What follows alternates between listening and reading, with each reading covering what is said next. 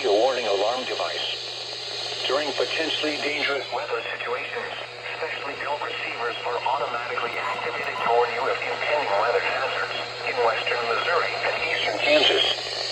Tests are normally conducted by the National Weather Service every Wednesday around 11 a.m. and 7 p.m.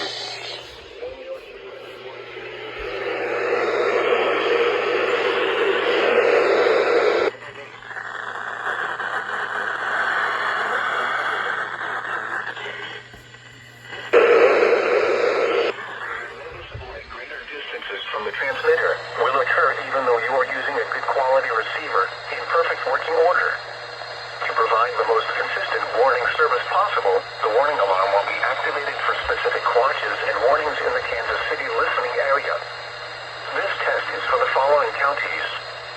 In Missouri, Cass, Clay, Jackson, Johnson, Lafayette, Platte, and Ray.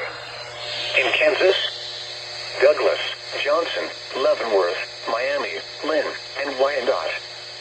This concludes the test of the NOAA Weather Radio Warning